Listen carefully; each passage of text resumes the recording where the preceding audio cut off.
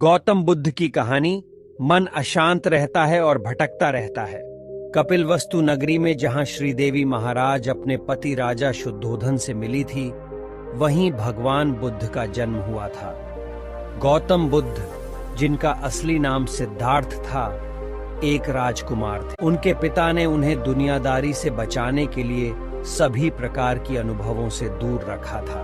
वे एक बहुत खुशनुमा जीवन जी रहे थे, लेकिन उनके अंदर हमेशा एक अज्ञात अवसाद की भावना थी।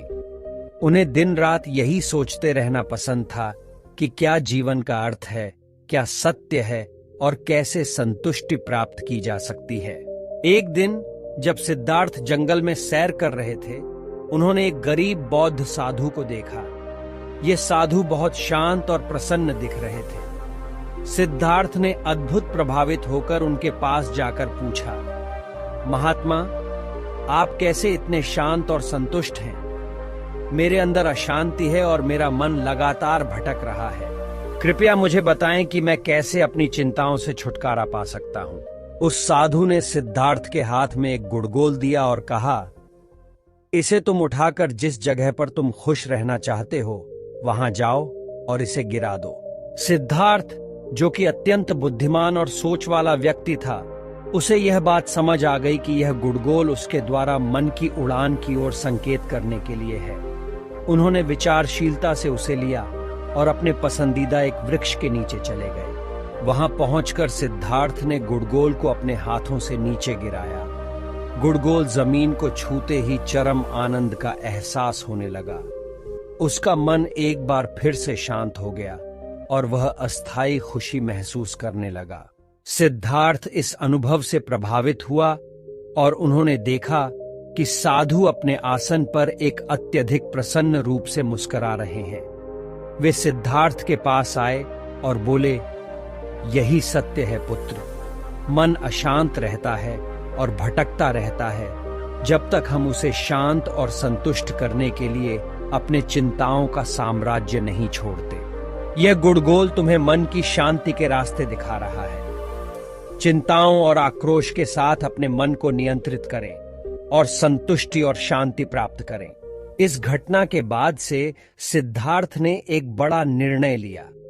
वह राज्य के अधिकारी जीवन को छोड़कर साधुता की ओर अपने मन को साधना करने का निर्णय लिया। सिद्धार्थ की पत्नी यशोधरा और पुत्र राहुल ने उन्हें छोड़ने की इच्छा का समर्थन किया और वह ध्यान और मेधा की खोज में निकल पड़े। उन्होंने एक शांत और आरामदायक स्थान पर वनवास बिताना चुना और निष्कलंक पर्यावरण में रहने का निर्णय लिया। यहाँ उन्होंने ध्यान के द्वारा अपने मन को नियंत्रित करना सीखा। वे अन्य भिक्षुओं के साथ साझा जीवन बिताने लगे और निरंतर मेधावी और सत्य की खोज करते रहे। धीरे धीरे बुद्ध के शिष्य बढ़ते गए और उनकी शिक्षाओं ने बहुत से लोगों को प्रभावित किया। बुद्ध ने अनुशासन की महत्वपूर्णता पर बल दिया और अपने शिष्यों को ब्रह्मचर्य, अहिंसा, सत्य और ध्यान की महत्वता सिखाई। उन्होंने इन मूल्यों के माध्यम से मन की शांति, आत्मा का मुक्ति और जगत के साथ एकात्मता को प्राप्त करने का मार्ग दिखाया। बुद्ध ने अपने आस्थान पर दिन रात ध्यान और मेधा का अभ्यास करते रहते और उनकी संदेशों को लोगों तक पहुंचाने का प्रयास किया। उन्होंने यह बताया कि मन को अशांत और भटकता होने का कारण हमारी अविवेकपूर्ण भावनाएं होती हैं। हमें अपनी आवश्यकताओं को छोड़कर संयम और अनुशासन के साथ जीना चाहिए। उन्होंने बताया कि संयमित और विचारशीलता से जीवन जीने से हम अपने मन को संतुष्ट कर सकते हैं और आत्मा की खोज में आगे बढ़ सकते हैं। बुद्ध की संदेशों ने बहुत से लोगों के जीवन में बदलाव लाया। उनके शिष्यों ने इन मूल्यों का पालन किया और उनकी मार्गदर्शन में ध्यान और मेधा का अभ्यास किया।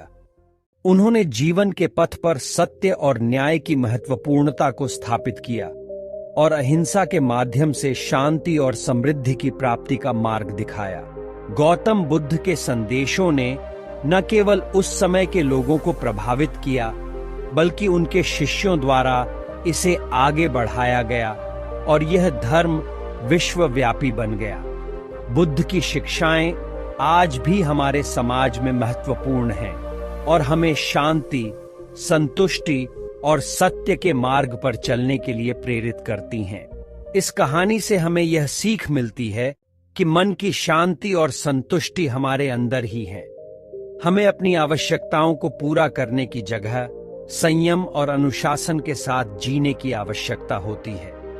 मन को नियंत्रित करने के लिए ध्यान और मेधा का अभ्यास आवश्यक है और सत्य, न्याय और अहिंसा के मार्ग पर चलने से हम आत्मा की प्राप्ति कर सकते हैं। इस प्रकार हम अपने मन को शांत रखकर सुखी और समृद्ध जीवन जी सकते हैं और साथ ही जगत के साथ एकात्मता भी महसूस कर सकते हैं। अब बढ़ते हैं अपनी दूसरी कहानी की ओर। इस कहानी में आपको बताया जाएगा कि अशांति से मुक्ति कैसे पाएं और एक शांतिपूर्ण जीवन कैसे जिए। बहुत युगों पहले उत्तर भारत के शक्य महाराज्य में एक छोटे से राजकुमार ने जन्म लिया था। उनके जन्म के समय भविष्यवाणी की गई थी कि वह एक दिन विश्व को प्रभावित करने वाले महान धर्मगुरु बनेंगे। राजकुमार के पिता ने उसे एक आरामदायक और विलासपूर्ण जीवन दिया जिसमें वह सब कुछ प्राप्त कर सकता था, लेकिन राजकुमार का मन अशांत रहता था। वह जीवन की असामान्यता की तलाश में था, जिसे समझने के लिए उसके पास सभी सुखों की वर्षाओं का समय था।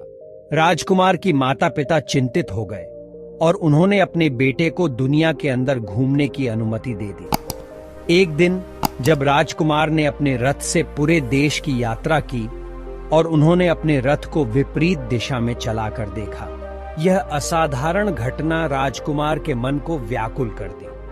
वह अपने लक्ष्य तक पहुंचने के लिए दृढ़ संकल्प बनाया। राजकुमार ने वापस जाकर अपने रथ की सभी इच्छाओं को पूरा कर लिया, लेकिन उसका मन अब भी अशांत रहता था।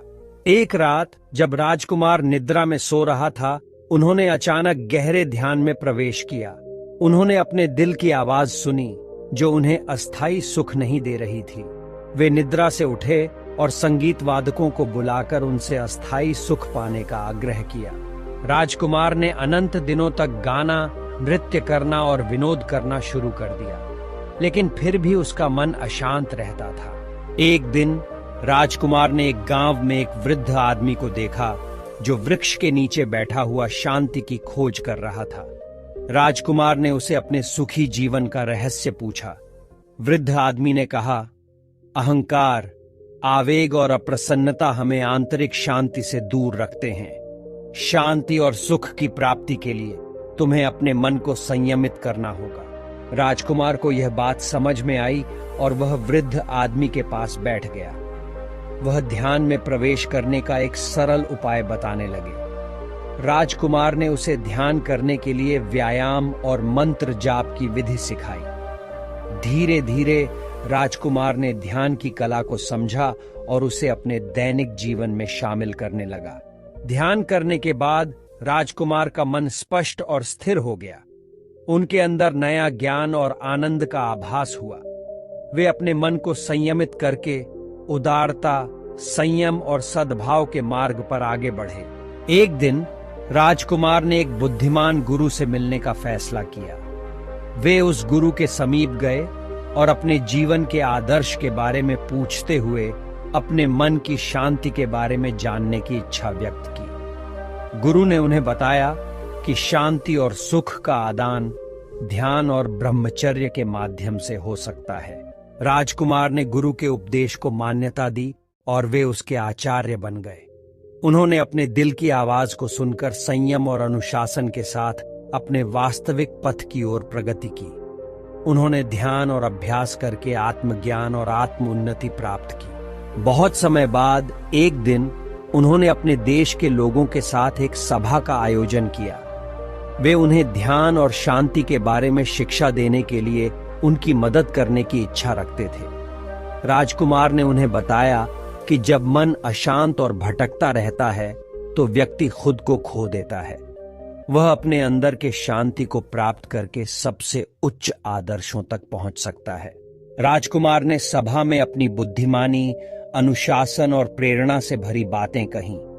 उन्होंने लोगों को ध्यान, मनोयोग और अपने मन की शक्ति का उपयोग करके उनकी अविचलितता को विजय प्राप्त करने के लिए प्रेरित किया। राजकुमार ने उन्हें दिया कि संसार में सुख और शांति का आदान करने का एकमात्र रास्ता ध्यान है। यह ध्यान सभी के लिए सुलभ है और सबके अंदर विद्यमान है। वे उन्हें ध्यान और धारणा का महत्व बताते रहे और उन्हें शांति के साथ अपने जीवन को जीने के लिए प्रेरित करते रहे। इस प्रकार गौतम बुद्ध ने अपने अशांत मन को शांत किया और आत्मज्ञान और मुक्ति के मार्ग पर आगे बढ़ते हुए महान धर्मगुरु बन गए। उनकी कथा और उनका संदेश आज भी लोगों के दिलों में उजागर है और उनके जीवन की कहानी हमें यह सिखाती है कि अगर हम अपने मन को शांत करना चाहते हैं तो हमें अपने आंतरिक सत्य की खोज करनी चाहिए और ध्यान का अभ्यास करना चाहिए।